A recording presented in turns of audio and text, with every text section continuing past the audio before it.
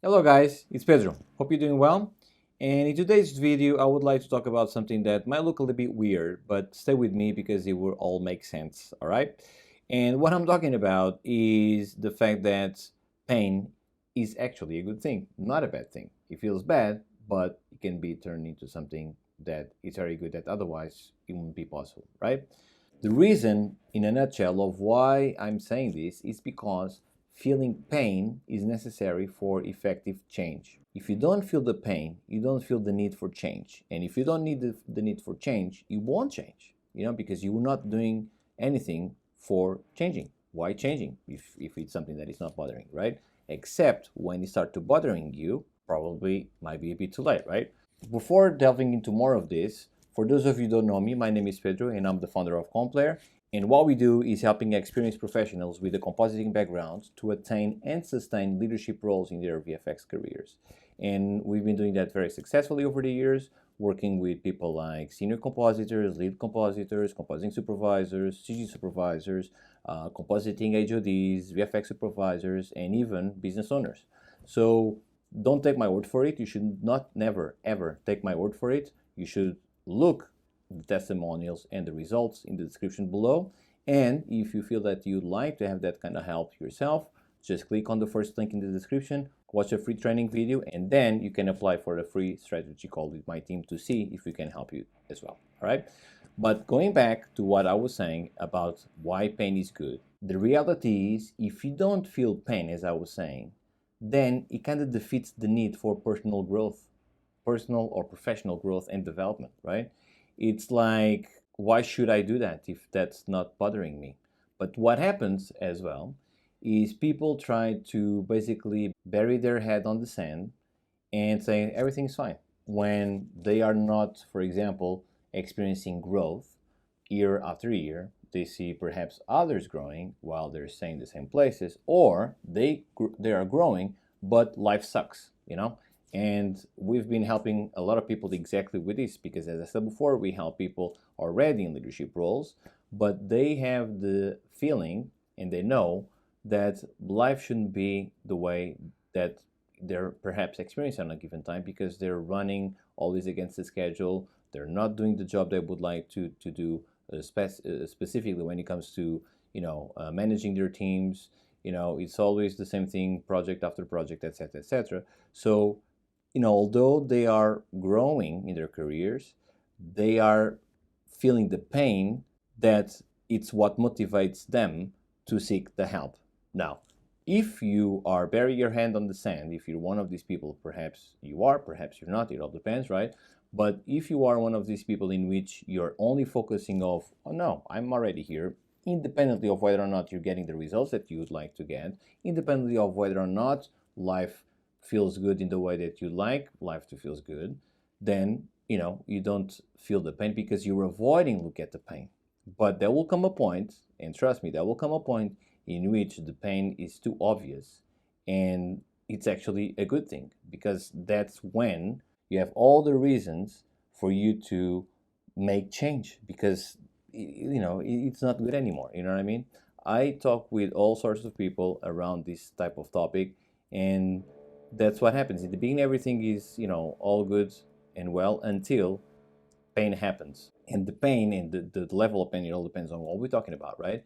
But this type of experiences tend to happen more with experienced people as opposed to people that are not as experienced. They are starting to feel that pain because it's not joyful anymore. You know what I mean?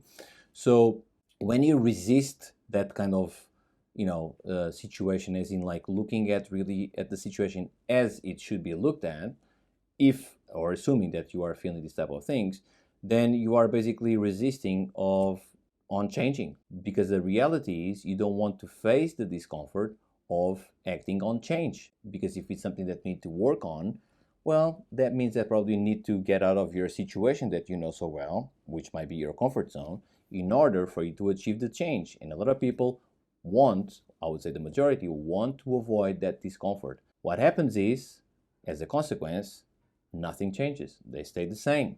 And if it feels kind of okay for like 1 2 years, 3 years, it all depends, maybe more, maybe less, there will come a point in which probably there was an opportunity that was missed. You know what I mean?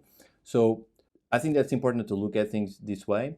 And not only that, the fact that when you don't change and you don't put yourself up for change, what happens is you can lack of a development of the resilience that you need to have in order for you to cope when things don't look as good, you know?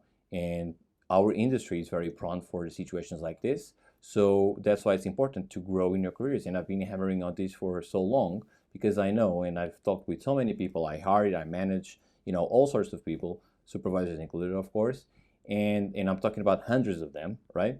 And there's like this commonality about them, especially when it comes to experienced people. It's not enough working on title A or title B or this team or that team. You see what I'm saying? It's more about like how can I avoid basically going on the same problem over and over and over again, independently of many times I've been through this. You know what I mean? With different people, with different teams, and there's a way to do that.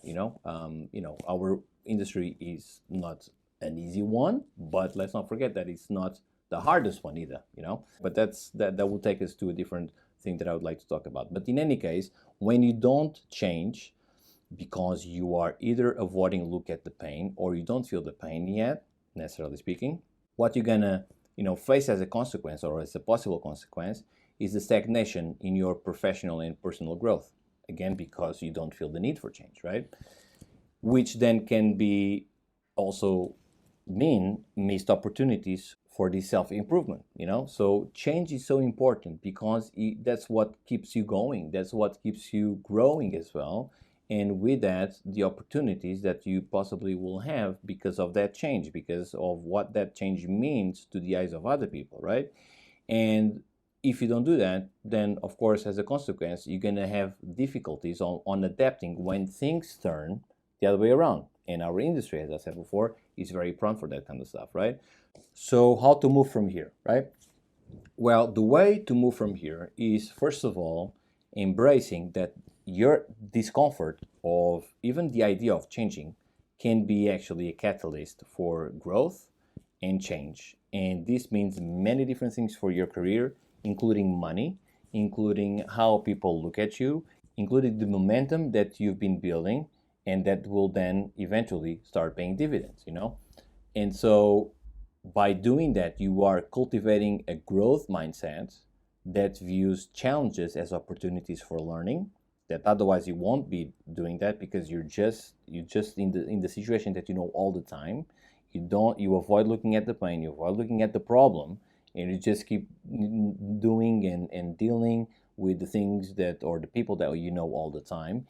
And so when things turn around, you are not as prepared to face those challenges in comparison with other people that are constantly seeking improvement. So I think as a suggestion, what I would do is like try to spend some time, I'm not saying every day, but once in a while, to really, self-reflect about what are the areas that, or what are the things about your career that you'd like to improve on, and not avoid going there.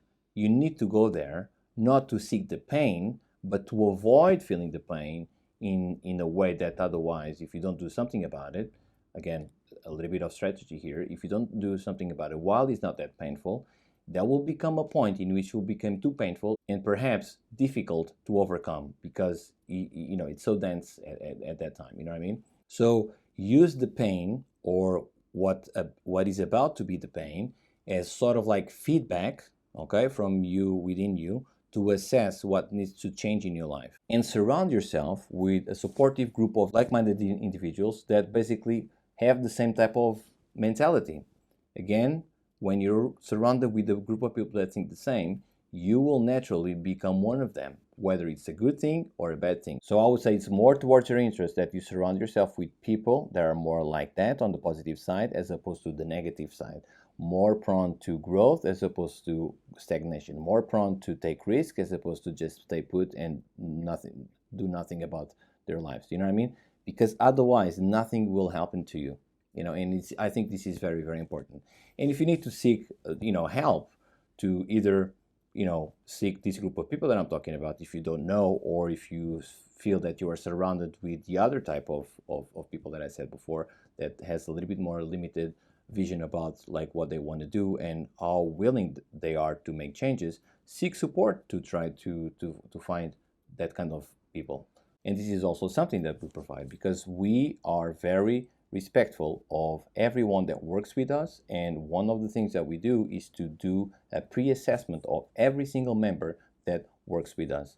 And once that part is out of the way, then everybody is within the same mentality and everybody is helping each other out. Everybody's collaborating with each other exactly to achieve that. And that's exactly part of the reason why we've been so effective on achieving change. It's not about who you know now, it's more about who you don't know yet, for example. And most importantly, it's something that I think people miss on this, which is celebrating the little victories, the little milestones, the little things that you now know that you didn't know before that keeps you going. If you don't feel any of this, then you're just doing the same thing over and over again, day in, day out. You don't question like what you do. Maybe it's cool to do this, maybe it's cool to do that, maybe you learned this new thing that came out, maybe, but you're not really instigating true change. You're just learning stuff, but you're not really instigating change. You're not putting yourself out there to really achieve the things that you'd like to achieve, more than just knowing about, you know, this little thing or that little new thing that came out or software or whatever it may be.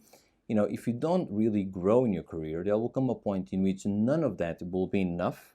And, you know, you don't see that you are like going milestone in milestone, from stepping stone into stepping stone to achieve the growth in your career that you really like. So little things like this, I think it's very important to keep you going. So celebrate the small victories, you know what I mean? We do that, for example, at Compler all the time. Every time and there's a lot of that people, you know, go up in the hierarchy of their careers, whether while they're working with us or after working with us, we celebrate together, you know. So I think that's super important, you know what I mean? And also the little things, the little victories, you know, along the way, because what I'm talking about is like just the ultimate goal of everybody that works with us, of course, but you know, it's more about like the little things that you now understand that now can be like a catalyst for so many other solutions. For example, whether we're talking about on the technical side or on the management side or whatever it may be, that can make a difference, a big difference on the day-to-day job or day-to-day operations, you know what I mean? So those little victories are super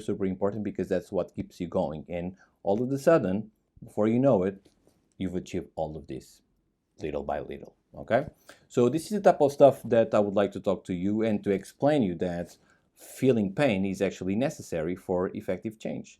And now I believe you understand where I'm coming from with this. So pain can be actually a good thing and can be the thing that will make you achieve better, higher stuff for your life. So I hope you liked it, guys. And if you'd like to have help regarding all of this for your compositing career to attain and sustain leadership roles, just click the first link below. There's a video of me explaining the roadmap for you to get there. And at the end of the video, you'll have the chance of applying for a free strategy call with my team. Just apply and we'll take it from there. All right. So I hope you liked it, guys, and I'll see you very soon. Bye-bye.